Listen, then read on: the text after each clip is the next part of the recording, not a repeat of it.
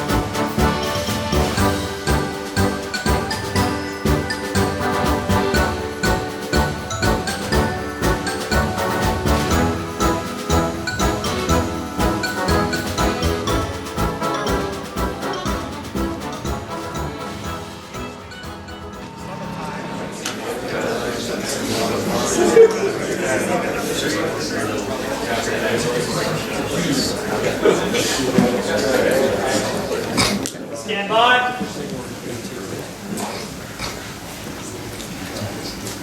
Rotation.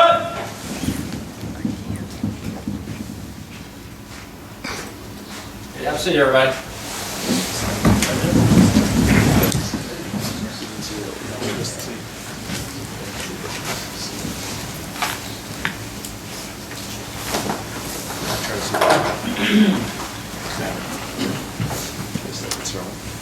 Good afternoon, everyone.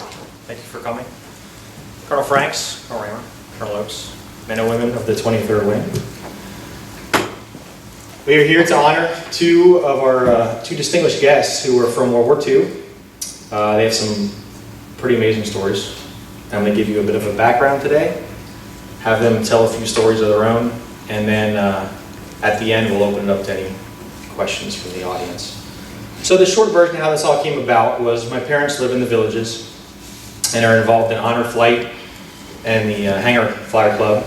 And my dad said, hey, I met a couple of these guys and they got some pretty neat stories. Do you think we could get them up there and show them the base a little bit, maybe get into a simulator? As he started to tell me their stories a little more and more, I thought that's probably not going to be sufficient. So we started to put this together. I thought it'd be good for them to come up here and sit down and talk to us.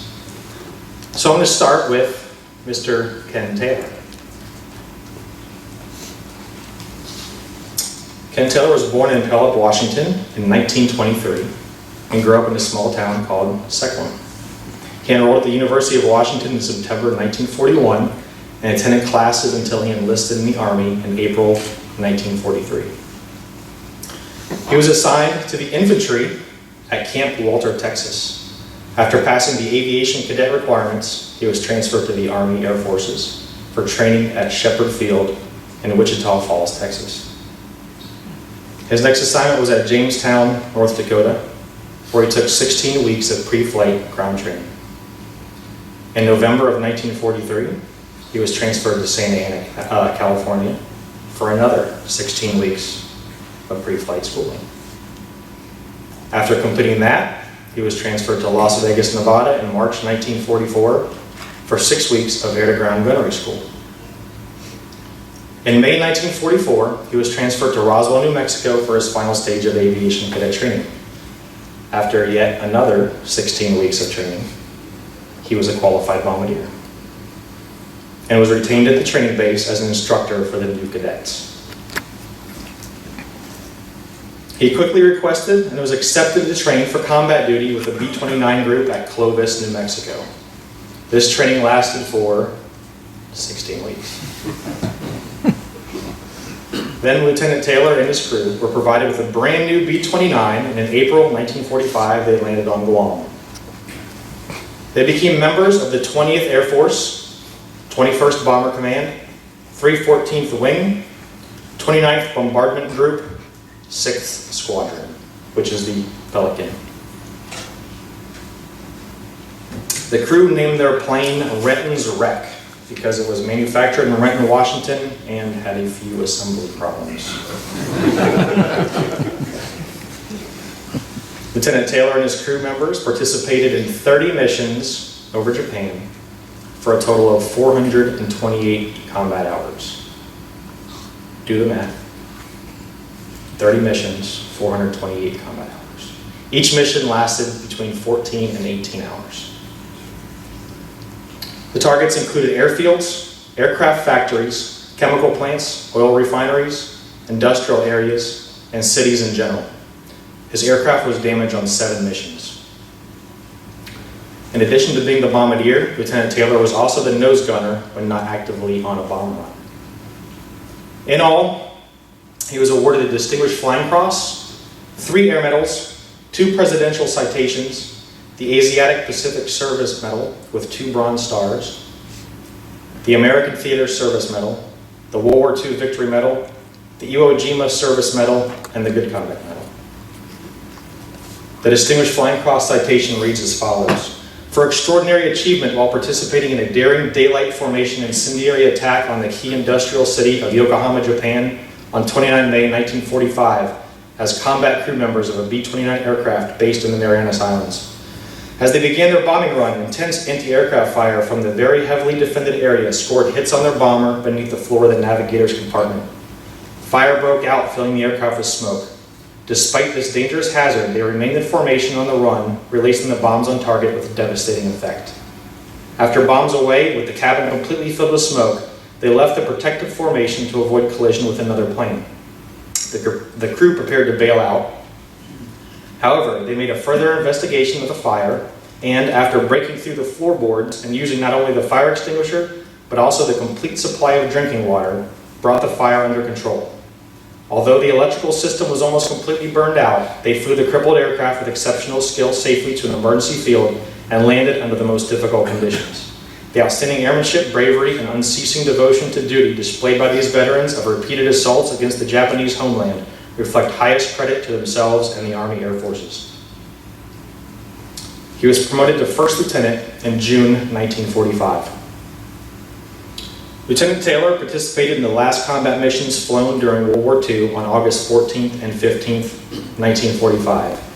Notice at the bottom right the handwritten show of force, results, VJ Bay. During the signing of the peace treaty aboard the battleship Missouri on September 2nd, 1945 in Tokyo Bay, Renton's wreck with Lieutenant Taylor aboard spent about two hours flying over the site. Lieutenant Taylor was honorably discharged in December 1945 and enlisted in the United States Air Force Reserve. He was discharged in September 1957. Following his military service, Mr. Taylor spent many years in the insurance, auto, and manufactured home industries until his retirement in 1978. I don't have much more to say after all that. I've heard some things. Yeah, I want to give you a little background. When I went in the service, I was in the going to college, and it was in spring of '43 when it started the spring quarter, and the government come around and said that if you're enlisted in the reserve, you can stay in school till the end of the quarter, which was 12 weeks. Most everybody had enlisted in that, and about a week later, we were all in the service. They called us in. It was a ploy. They needed extra power, I guess. Anyway, I had 2 years with ROTC in the infantry there, so you know where I went. I had to get down to this infantry training, and I was there about a week. And they had a bulletin come out that you could transfer to the Air Corps if you pass the examination. So I knocked Master Sergeant Dorn and said, "Oh, transfer." I said, "What do you mean?" Anyway, about 2 days later, I was on my way to take the test, and I passed it, and I qualified for pilot, bombardier, and navigator. Also, in the meantime, if you're washed out of any of those, you'd have to go back to the infantry. So I chose bombardier. I figured everybody could hit the ground with a bomb, you know. That's the way it got there. And as it worked out, there's a few times I wondered whether I did the right thing or not, but it worked out all right. And all the people that were left in the infantry that I left, that I knew I saw after the war, they all ended up in the Battle of the Bulge, which was no picnic. Mr. Taylor, you brought a little souvenir that you showed us earlier. Oh.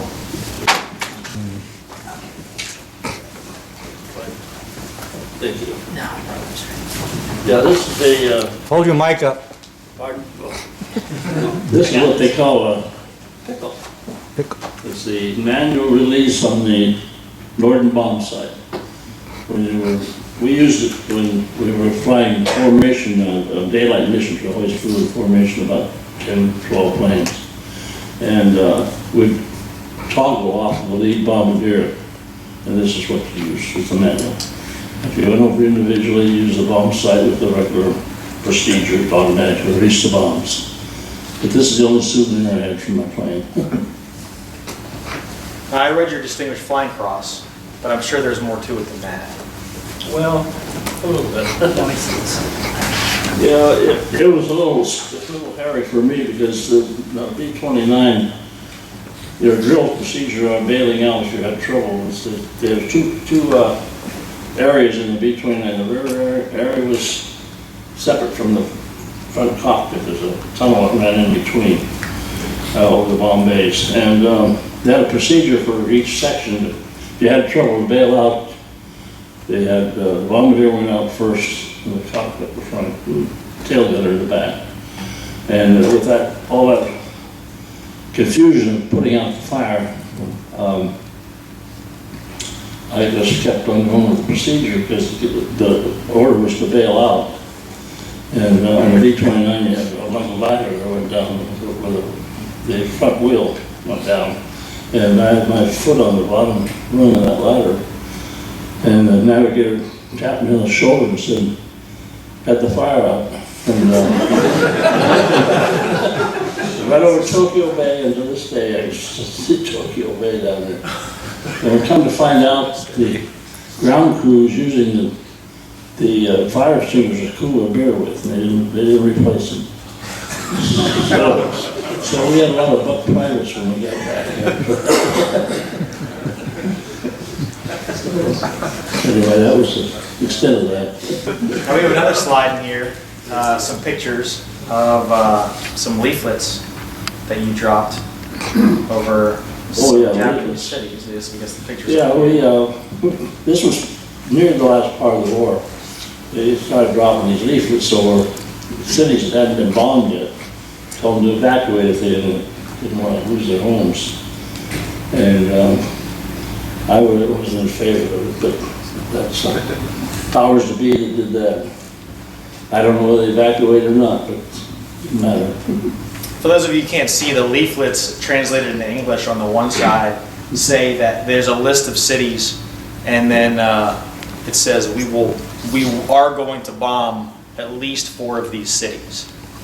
And bombs don't have eyes. They don't distinguish between civilians and non-combatants. So evacuate the cities, or we're coming, basically. So it said, but it does have a humanitarian message behind it, saying, we know they're not very accurate, but we're going to hit this, so get out. We had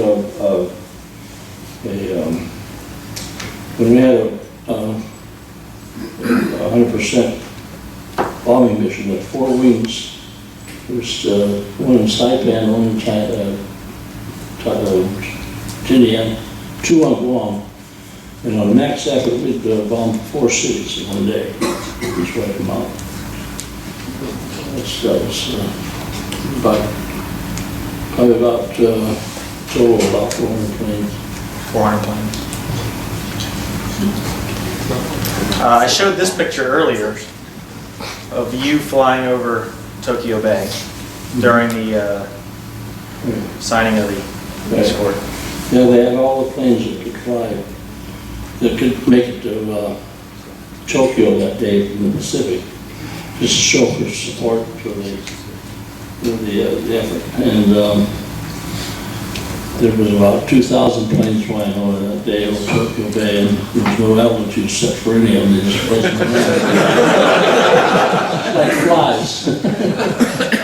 We stayed about an hour or so, and we took off and went down right on the deck and went to some of the cities that we bombed, but we couldn't tell from the air how we went. So, like Osaka and Kobe and Midway and some of those places. And we went through the mountains on the railroad tracks, and the people on the ground were just scattered. They're getting bombed. Some of them didn't even know the war was over with yet.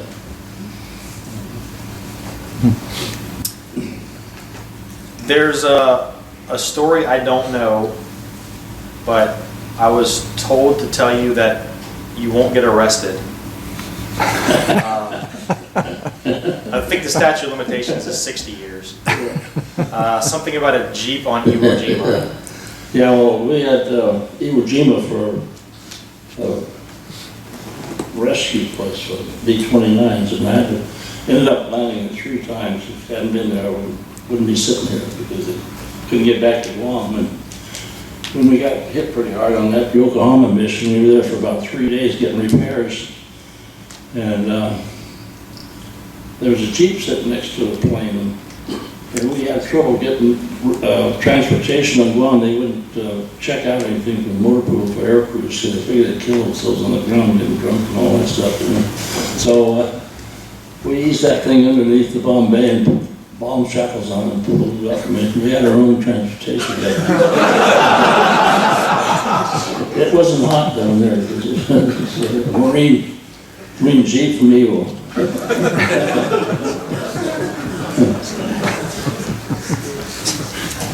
That's just some of the funny stories. Well, why don't you tell us another one of your fun stories? Well, the Navy, you know, during World War II, the Navy had everything first. The Army got everything that was left, you know. So we didn't have anything to cool us. The Navy guys were always hanging around, wanted to go over to B-29. Once in a while we have a practice mission. We really could sneak them on board, you know. So these couple of guys were there and they just hounded us for death. And I said, okay. I said, you get us an ice shaving machine and we'll just make sure you get a flight with a B-29. Well, about 3 days later we had an ice machine for our beer.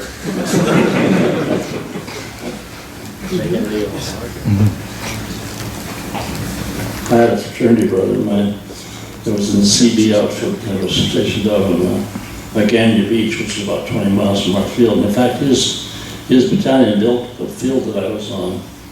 And when I wasn't flying, because I had an awful lot of sleep on a mission. So excuse me. Anyway. Can't hold the mic closer, Ken. Can't hold the mic closer. All the good booze and food and all that stuff, and thank you. And we were issued GI cots, folding cots, and a little blanket for our bedding. Anyway, I ended up with a bed with some springs on it, and a mattress, sheets, pillows, and a Navy bedspread. That's the only one I root for. I had accommodations of that sort. I still communicate with him today, too. Oh, yeah?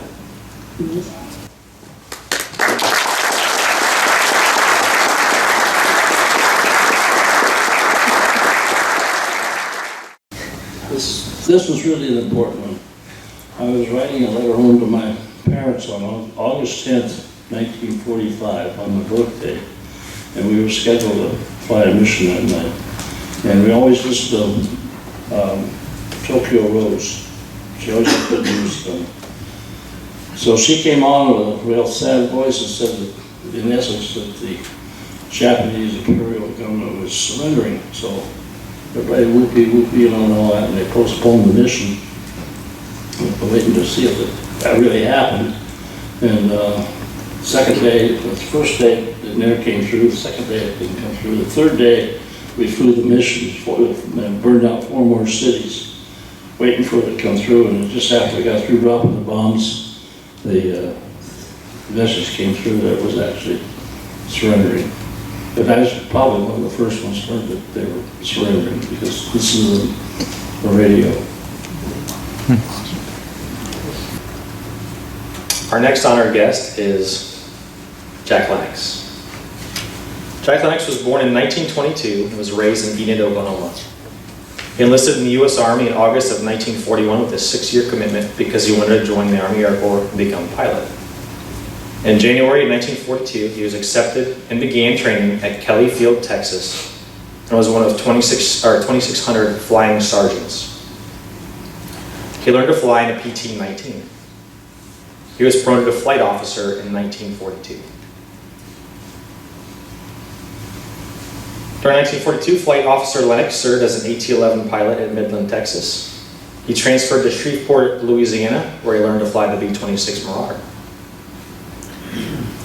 He volunteered for fighter pilot training and was sent to Hillsborough Army Airfield in Tampa, Florida, to learn how to fly P-40s and P-51s. Flight Officer Lennox was then sent to Dakar, Africa, in September 1943, where he joined the 14th Fighter Group, 49th Squadron. They didn't have any P-51s, so he learned to fly the P-38 Lightning. The squadron moved to Italy in December 1943 and became a part of the 15th Air Force. He received the battlefield commission to second lieutenant. While in Italy, Lieutenant Lennox participated in mostly long-range missions flown over Italy, Greece, Yugoslavia, Austria, Germany, France, Hungary, Romania, and Bulgaria. These missions included high and low-level escort for both C-17 Flying Fortresses and B-24 Liberators. He engaged in aerial battles against German fighters, plus occasional dive bombing and strafing missions. He was promoted to first lieutenant near the end of his assignment in Italy. Lieutenant Lennox flew 51 combat missions in his P-38 named Snooky for a total of 252.5 hours of combat time. He is an ace with 4 confirmed victories against German Me-109s, 1 probable victory against an Me-109, and 1 confirmed victory against an Me-210. He also severely damaged 2 additional Me-109s. He was decorated with the Silver Star for gallantry in action after he shot down 3 Me-109s in a battle over Budapest, Hungary that lasted approximately 30 minutes. The citation reads as follows. For gallantry in action as pilot of a P-38 type aircraft, on 14 June 1944, Lieutenant Lennox led his fighter on a bomber escort mission over Hungary. In the target area, his squadron was attacked by over 50 enemy fighters, and on the first attack, Lieutenant Lennox, despite odds of 5 to 1, turned his flight into 25 of the enemy planes, successfully destroying 1 enemy plane. In the ensuing aerial battle, in a conspicuous display of gallantry, this pilot dove upon 2 enemy fighters which were attacking a lone P-38. Disregarding the fact that he was under fire from a 3rd enemy aircraft behind him, he pressed his attack, destroying this hostile ship and driving away the remaining plane. Once again, when the enemy attacked his flight, he promptly put himself between the attacking planes and his flight, and in the face of odds of 5 to 1, he destroyed his 3rd hostile fighter. By his outstanding gallantry, leadership, and devotion to duty, as evidenced throughout over 43 successful missions against the enemy, Lieutenant Lennox has reflected great credit on himself and the armed forces of the United States of America. Lieutenant Lennox was also awarded the Air Medal with 11 oak leaf clusters, the European, Middle Eastern, African Campaign Ribbon with 2 battle stars, and the Distinguished Unit Citation Ribbon. No good conduct. Lieutenant Lennox stayed in the reserves after the end of the war and flew B-29 bombers and KV-29 tankers for about 6 years. During this time, he was promoted to captain and later to major. During the Korean conflict, he was called back to active duty and was an instructor pilot on B-29s. Following the Korean conflict, he was sent to the Air Force Base in Roswell, New Mexico, and became Director of Safety. During this assignment, he was promoted to Lieutenant Colonel. Lieutenant Colonel Lennox retired from the Air Force in 1967. After leaving the Air Force, he worked at the Kennedy Space Center in Florida. He was part of the launch team, working as range safety officer on all of the Apollo flights and some of the Space Shuttle flights until his retirement in 1984. Jack. Yes, I can Make sure hear you. Okay. Make sure you hold it close. Perfect. Could you tell us a little bit about your flying sergeant experience when dealing with officers, I guess? I graduated from high school in '41, and shortly after that, or shortly before that, I read an article in the local newspaper about the new group of flying people that were not commissioned officers, but sergeants. So I went to find out about that, and I found out it seemed like I was qualified to go into this program, and so I said, well, I'll sign up for that. And they said, well, you can't sign up for that, so you have to be enlisted in the Army, and then you could put in for being a flying officer. So I joined the Army. As soon as I joined the Army and I got to boot camp, I put in for flight training, and this was about Thanksgiving of 1941, and I passed all the written requests, and I passed the physical to be a cadet, but instead of being called a cadet, I'd be called a whatever they call us, I don't know at that time. But, Flying sergeant. Flying sergeant? Flying sergeant. In other words, I was going to be graduated as a sergeant. The other people with a college degree would be graduated as a second lieutenant. So the next thing that happened, before I ever got any orders from anything, we ended up in a war in December of 41. So the next thing that happened, right after Christmas, I got orders to report to Kelly Field, Texas, to learn how to fly an airplane. So I spent 10 months in flight training down in Texas and graduated as a staff sergeant in September or October of '42. Of course, by that time, we had been in a war for some time, and they said they needed to do something with all these flying sergeants. They didn't know what to do with them. So they came out with a new rule, and it was called flight officer. So they took all the flying sergeants, and this was in December of '42, they took all the flying sergeants and discharged them as sergeants. There was about, I think, 2,600 altogether in the Air Force, and they gave them this new rank of flight officer. We all wore the same uniform as a second lieutenant. We ate in the second lieutenant, the officers' mess hall, and we slept in the officers' BOQ, but it was a warranted commission instead of being another type of a commission. So we started having some problem with this. And the people in Washington thought, well, they got to do something about it, because just after we got in the war, they wanted to get more people to join up, so they reduced the requirement to be a cadet, an aviation cadet, to all you had to do is be warm. If you were warm, they'd feel if you were in. So they came out with this thing called the flight officers. So they took all the flying sergeants, which at that time was about 2,600, and made them, in December of '42, they made us all flight officers. We wore the officer's uniform, slept in the officer's barracks, ate in the officer's club, but we weren't really officers. We were considered a wanted type of a commission. So when they did that to us, and they taught me how to fly an airplane, I was flying through flight school, and I was out working at a flying base. I volunteered for combat duty. I figured they taught me how to fly an airplane, and that's what I wanted to do, and now I've got promoted, and I'm making the same amount of money as a second lieutenant. I need to do something, so I did just sign up to go to combat, whatever they wanted to do.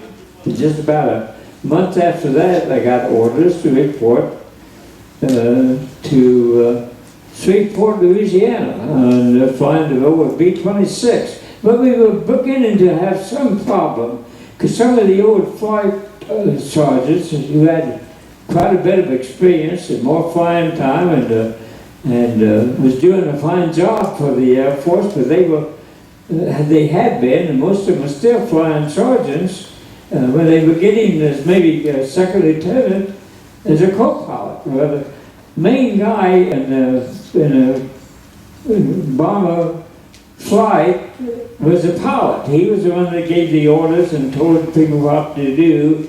So one day, one of the flying sergeants was taking a B-25 off, and he had a brand new second lieutenant with him as his co-pilot. So when he broke ground off the runway, down there flying the airplane, he gave the signal to the co-pilot, gear up. And the co-pilot did nothing, he just sat there. So a couple of minutes later, the flying sergeant one more time said, gear up.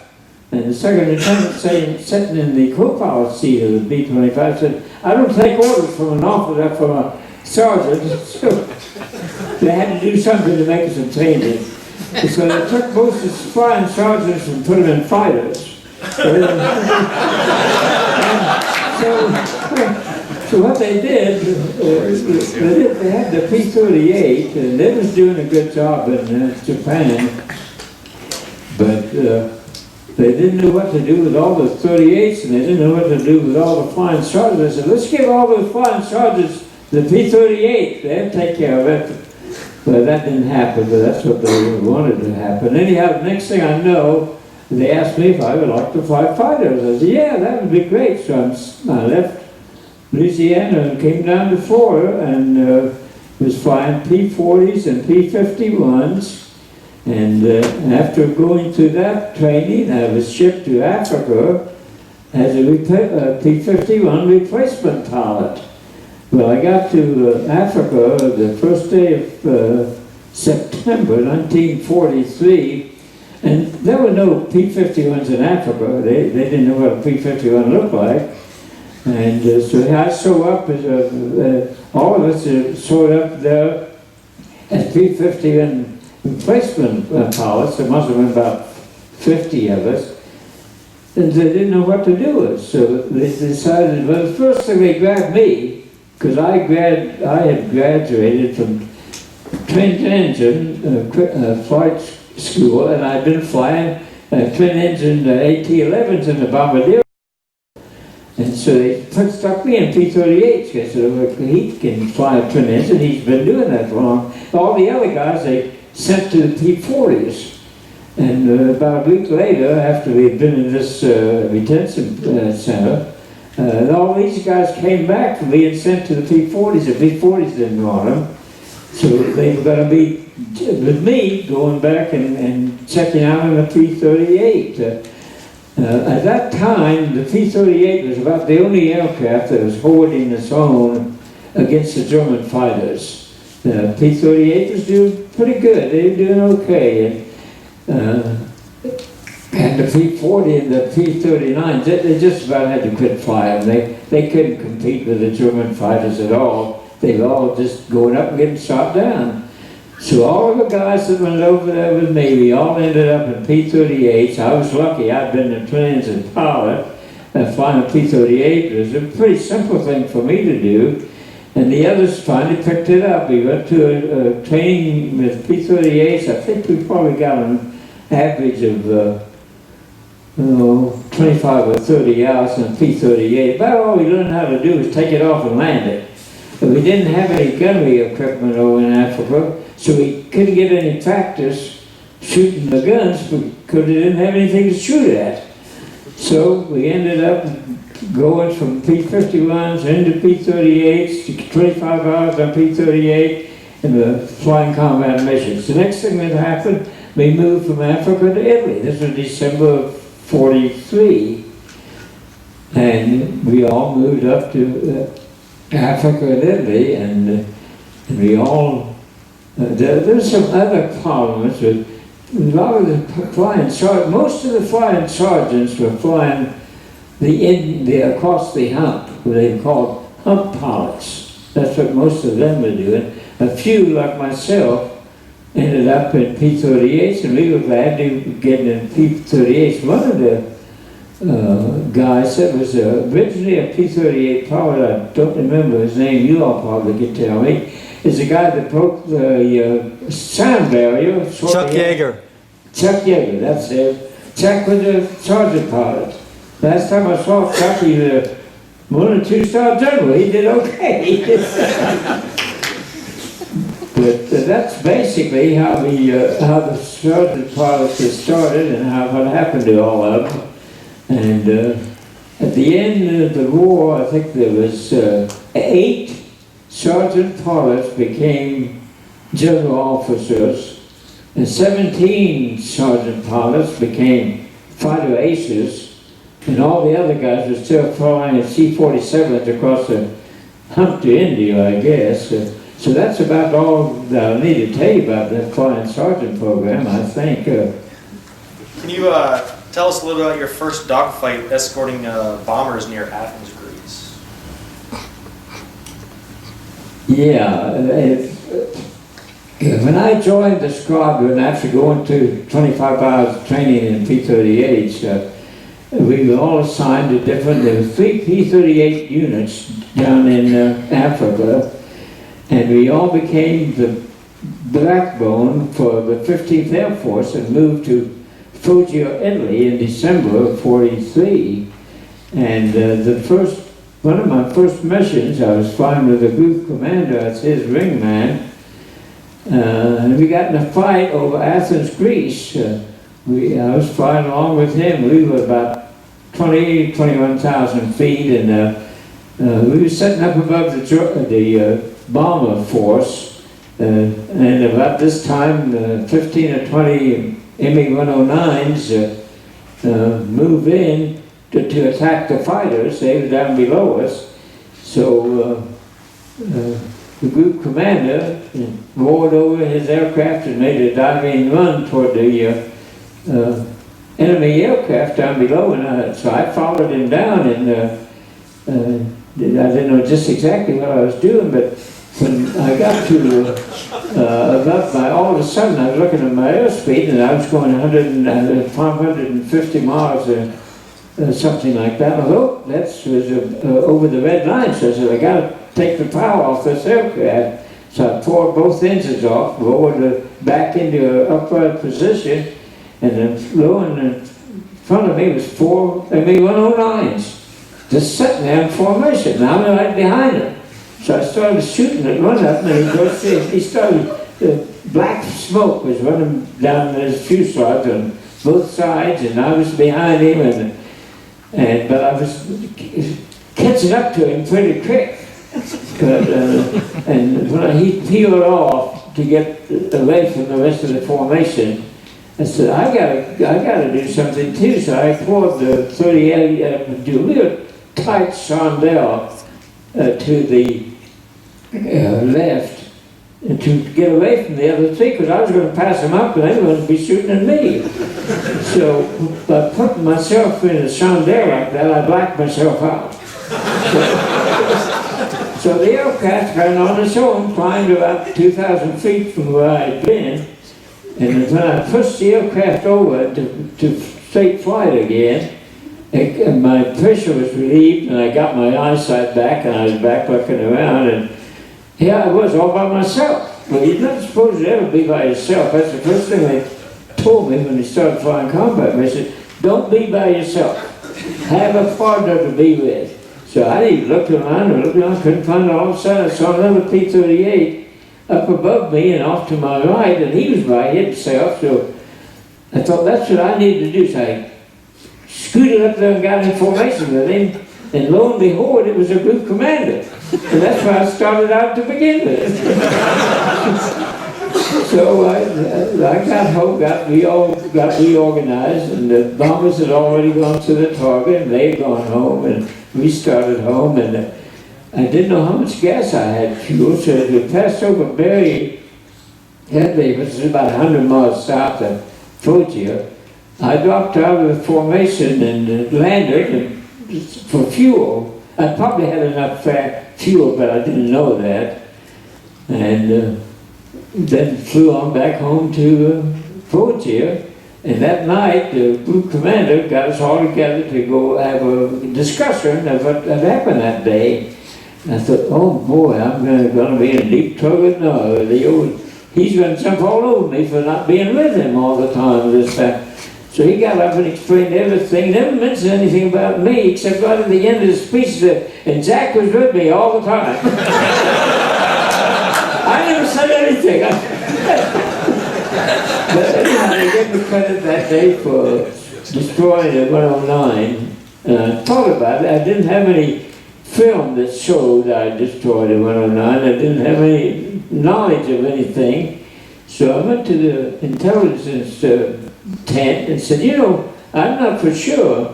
They said, well, Jack, if you want to call it a probable, that's okay with us. So I changed it from a destroyed to a probable. But years and years later, I saw the old group commander at one of our reunions, and he swears him down and says, Jack, I know you shot that airplane down. I don't know how he knew it, but anyhow, I just took credit for probable that. And that was my first experience with the German Air Force. Now, I read your citation when you shot down 3 ME-109s over Budapest. Yeah, that was later on. That was toward the end of my flew 51 mission. I think that was up in the 40s. I was leading one of the fights that day, and we got in a bad fight. We were protecting the bombers. They were attacking a oil target there in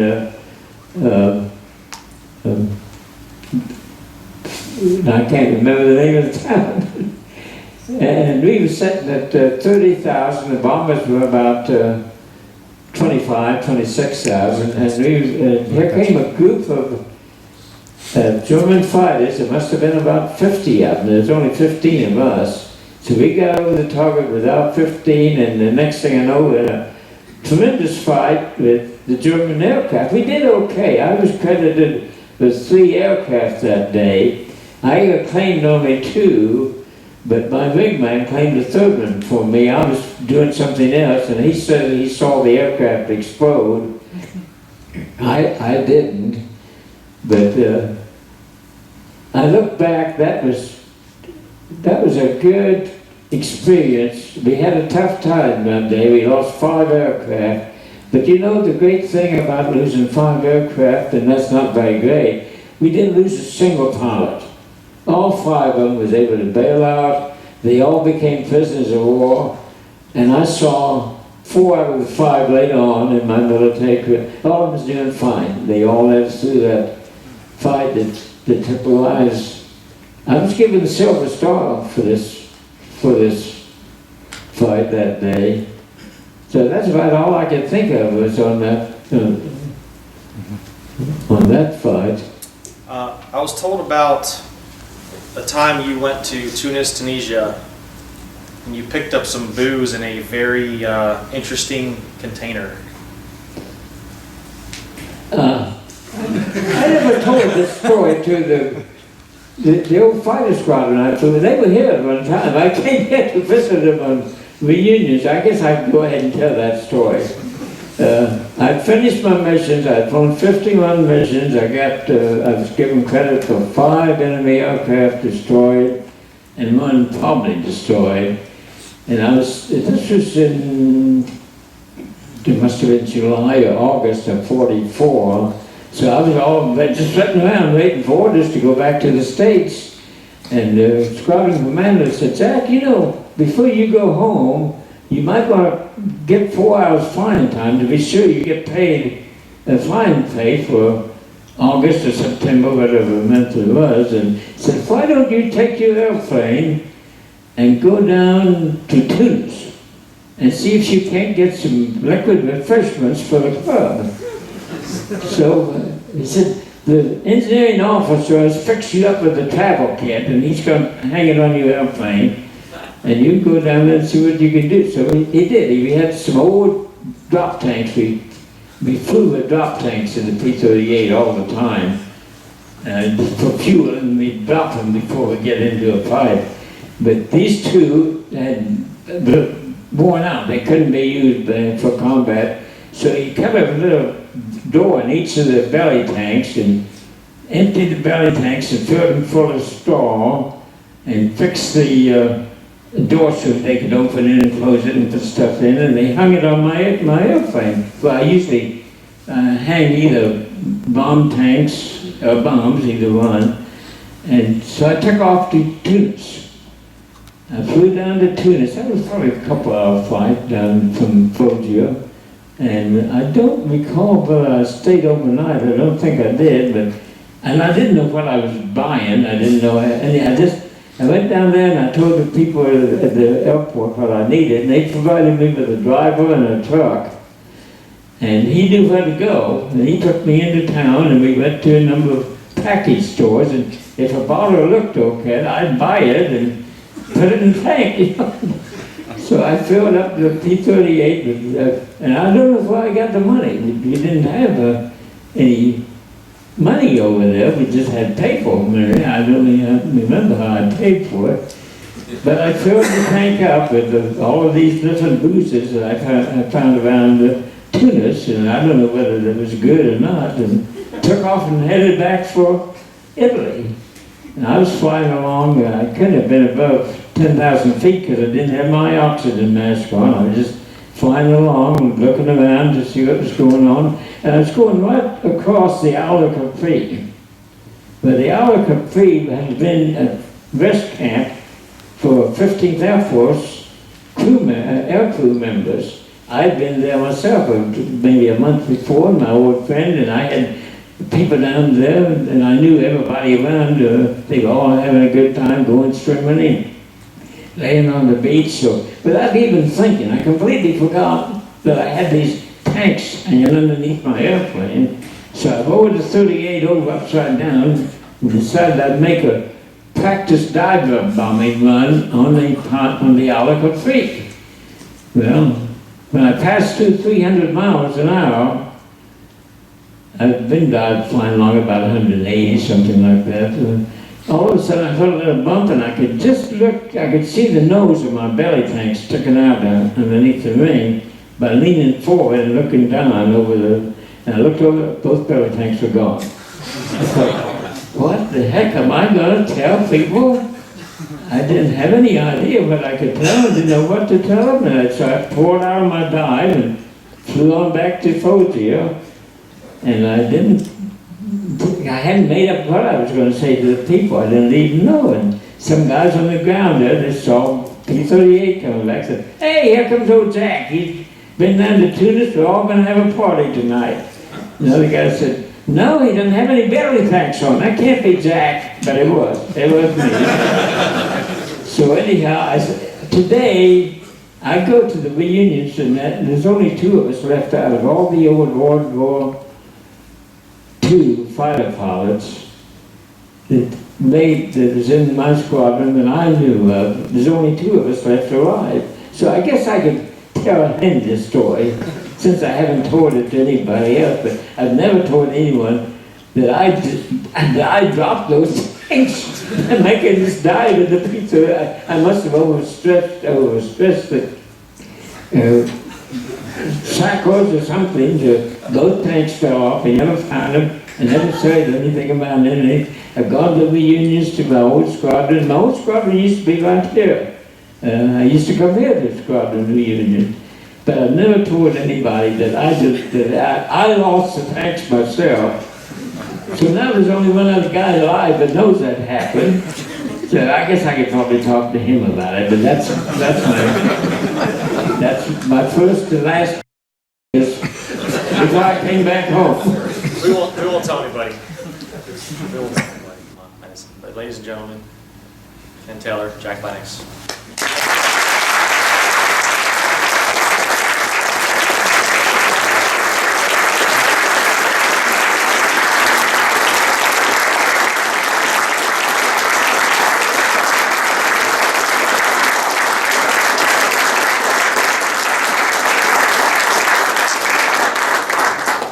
If y'all want to hang around just a few minutes, we're going to open it up for any questions that y'all might have. We try to give you an answer. We'll make up one if we don't give you an answer. Questions for either one of them? So what did you tell them when you landed back in Italy? The engineering officer and the administration officer came down to my airplanes and inspected all the tanks where my tanks. They never said anything to me, and no one ever said anything to me. We just did without having any booze from Tunisia. No one ever questioned it. But I never told anyone that's the guy. I never told them. I said, I must have overstressed the vehicle when I started a letdown from 10,000 down to street level. I don't know. That's all I told them. It's just, I lost both tanks, and there wasn't any more question about it. The engineering officer, when I left there, 4 of us had built a little house ourselves. We the only one they weren't living in a tent. We were living in a house. And the engineering officer and the administration officer, when I left, I was the last of the 4 that built the house. They moved into my house, so maybe that satisfied them because they took my house over. I don't know. Any more questions from anyone? So you got the name Snooky on your aircraft. How did you come by that name? That was a wartime romance. I went with a girl when I was going to combat crew training, and her name was Evangeline. Well, I didn't really know exactly how to spell it, Evangeline. She had a nickname, Snooky. So that's the name I put on my airplane, was Snooky.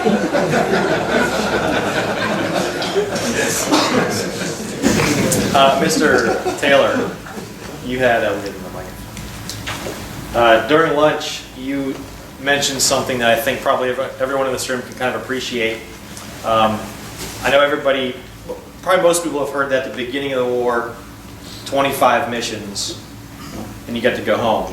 So you told us a little something at lunch about that. Well, you didn't do 25 missions, you did one. When I first went overseas, the first thing they told us was, you're not expected to have any more than 10 missions.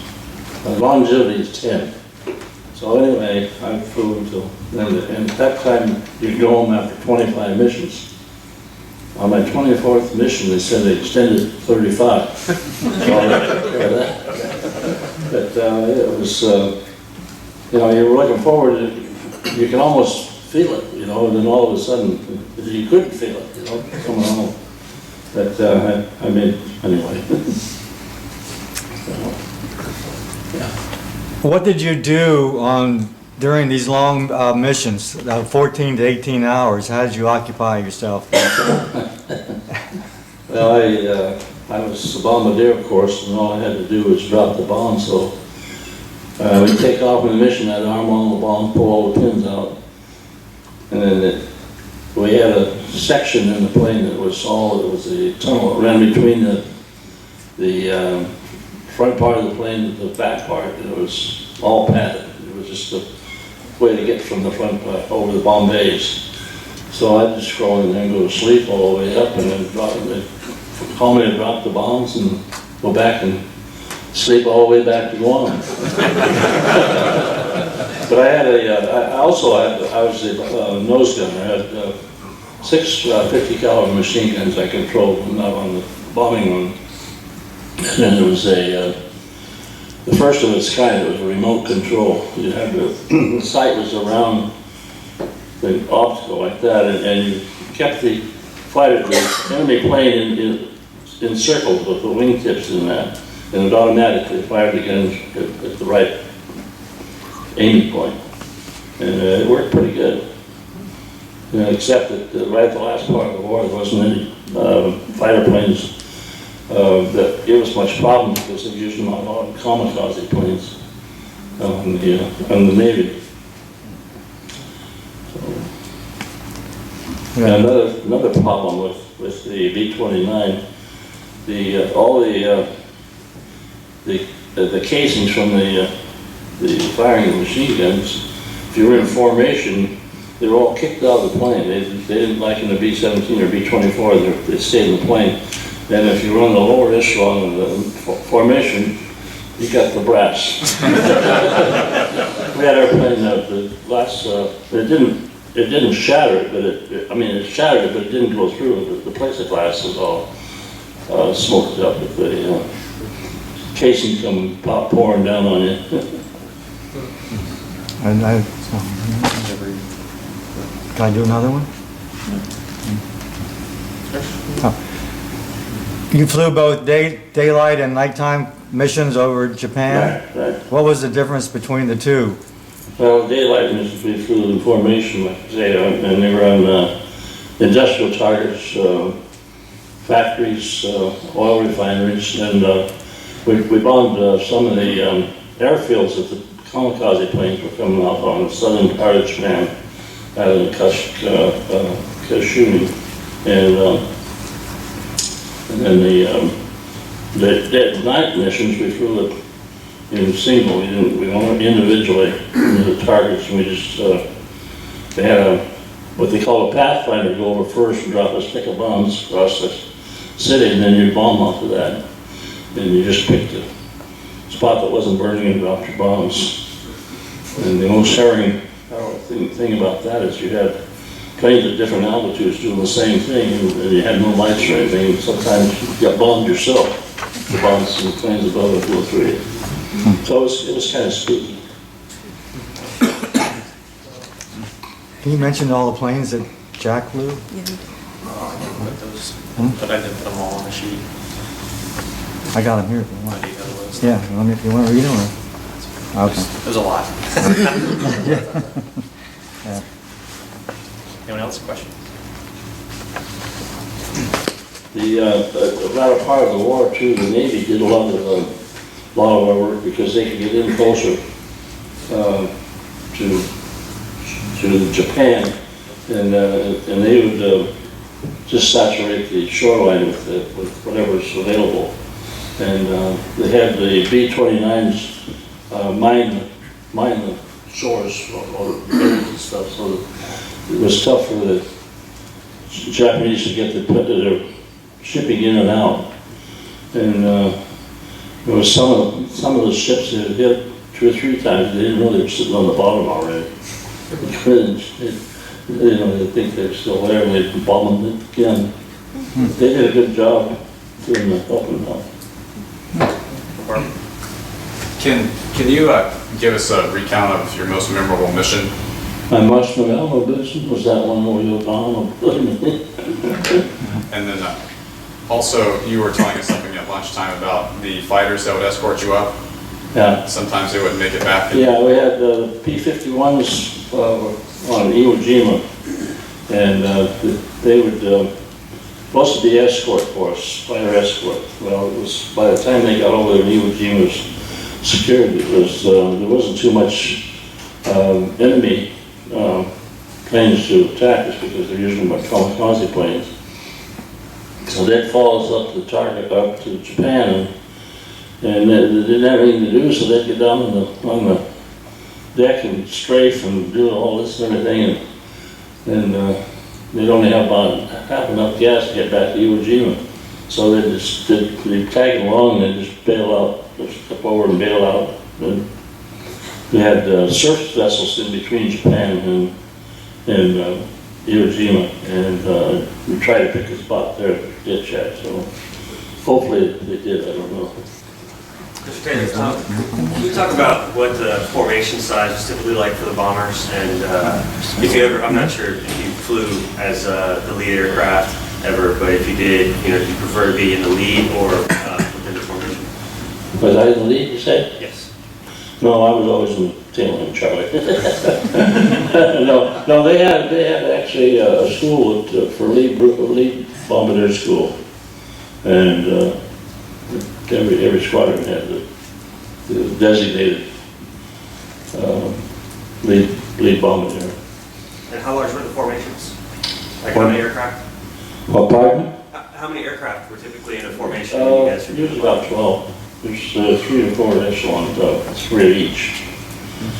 Yeah. So we actually didn't have an awful lot of daylight missions after Curtis LeMay got over there. He says this isn't working, so we went into the incendiary thing and it worked great. That's really what brought Japan to their knees, was that the incendiary missions. They bombed everything. They bombed up everything that was bombable, really. Like I say, I'm surprised they haven't found the targets for the atomic bomb, because there wasn't too many cities big enough to bomb. By the way, I was 200 miles from that bomb the day it went off. I was on another mission right near there. Nobody knew about it though. I think there was only 3 or 4 people on the crew that knew it was going to be dropped. So,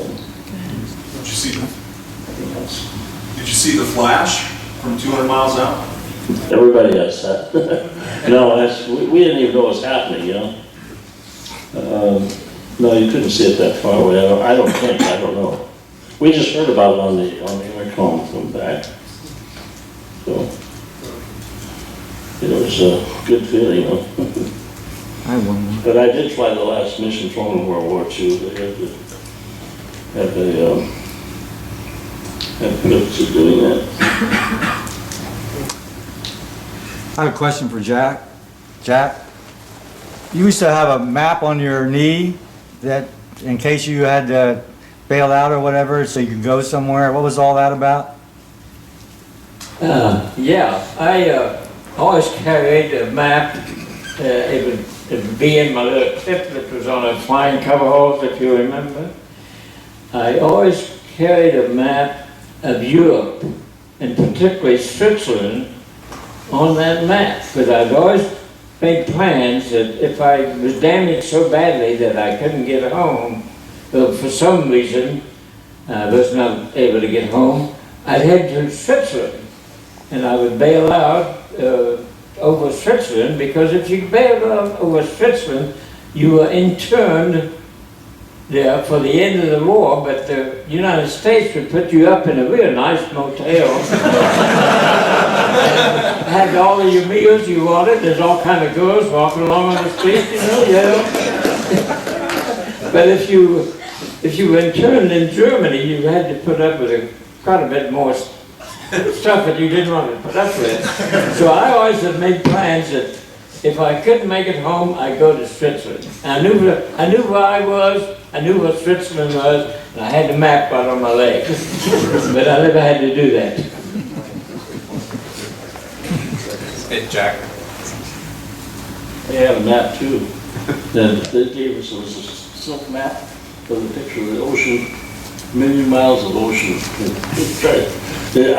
What good it did, I don't know. You bailed out, you wouldn't know where you were anyway. It was a pretty map though. I think it was made out of silk, I don't know, it was beautiful. Jack, can you tell everyone about the German that came to take photos of your area?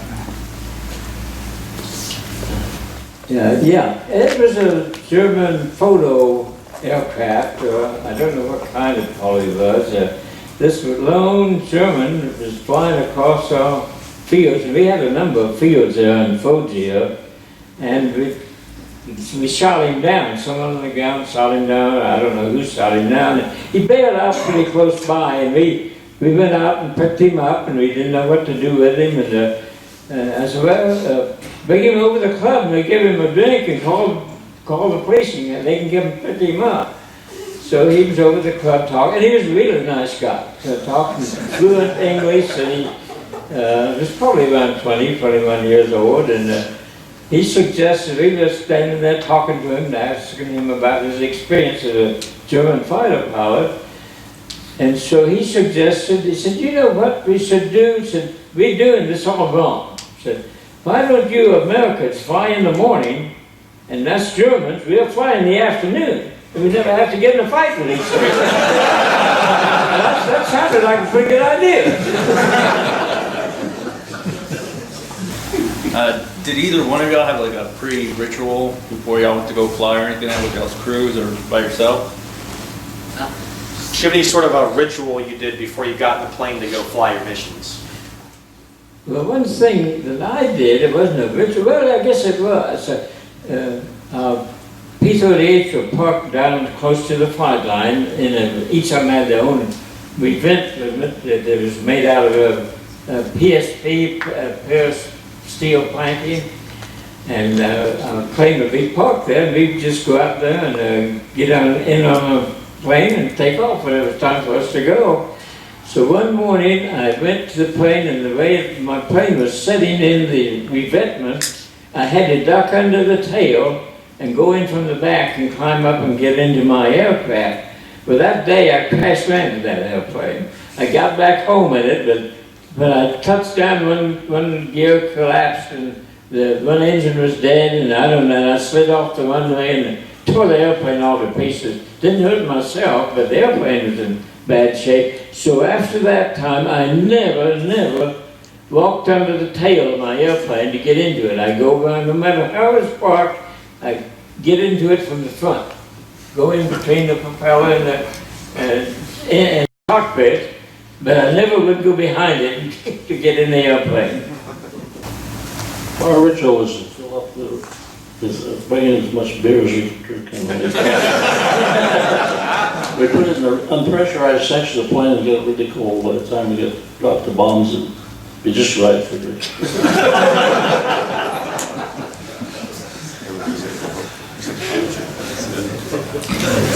Being on Guam, beer wasn't very good without some kind of cold.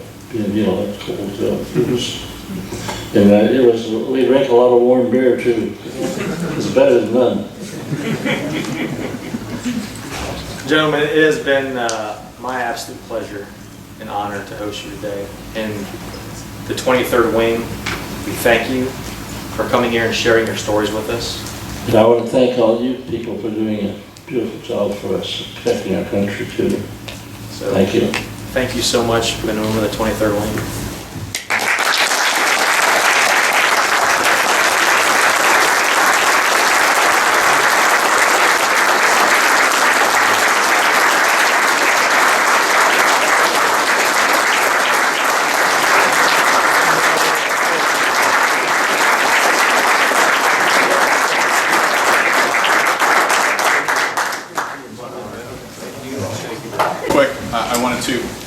In front of you all, thank you gentlemen publicly, first and foremost for your service during World War II.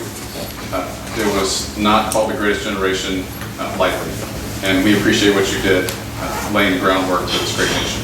So that's the first thing we'd all like to add our appreciation for that, and that explains the standing ovations. And then secondly, I would like to thank you for taking your time to come up here today and share with us some of your experiences and just help us to remember what our heritage is. So I appreciate that. And as a small token of our appreciation, I'd like to give you each one of these 71st Rescue Squadron coins. We appreciate it, and you're always welcome here. And also we wish you safe travels back home. Thank you very much. Thank you very much. Thank you.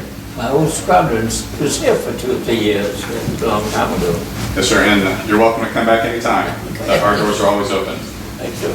And then lastly, I'd like to thank the Litts for taking the time out of their schedule to drive up here to bring our honored guests, and then also Major Litt for making sure all this worked as smoothly as it did, ensuring they got a chance to see the Sims, for doing the MC piece, and then Master Sergeant Martinez, thank you for the sound work. That's one of the things that people never really think about, but when you don't have it, you say, man, why didn't somebody bring speakers? So I appreciate that. Thank you to all of you. You all are dismissed. They're going to stay. They have a video interview they're going to do. But I would also like to ask you one more time to give them a round of applause.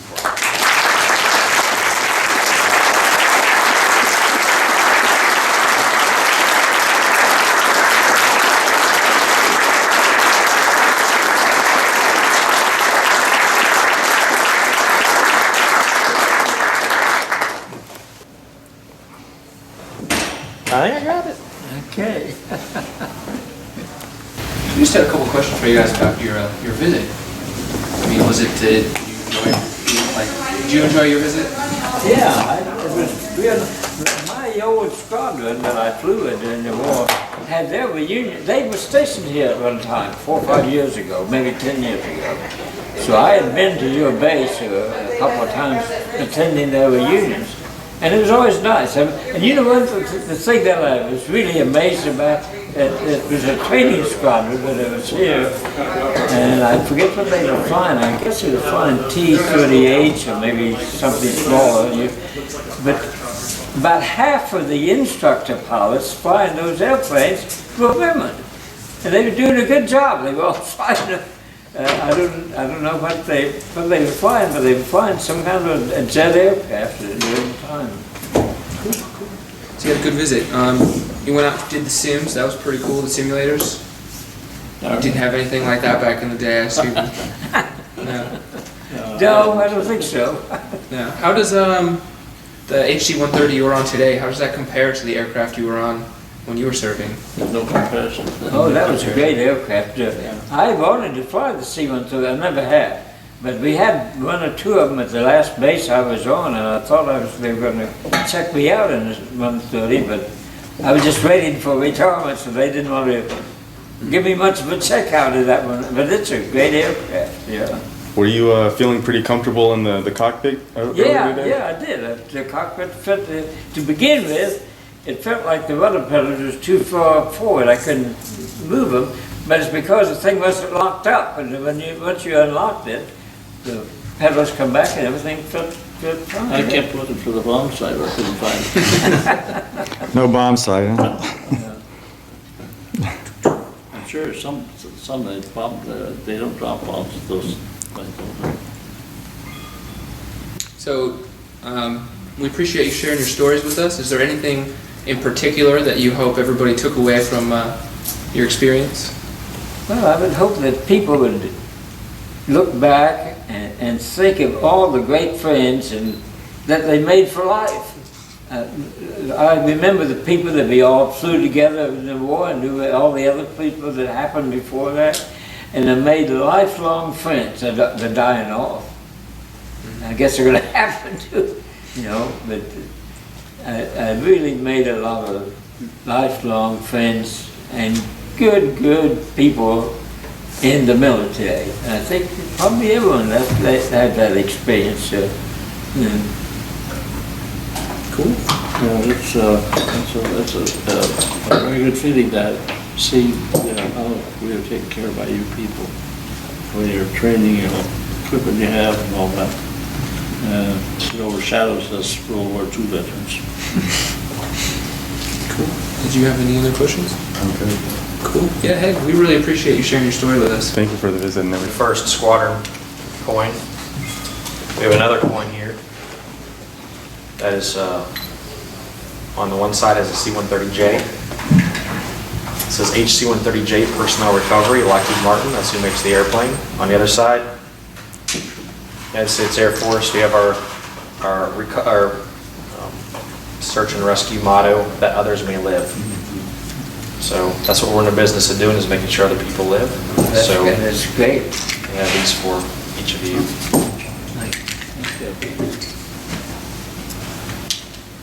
Thank you very much. I used to look forward. We had air-sea rescue over in Italy during the war. They flew the old float type, I forget the name of it.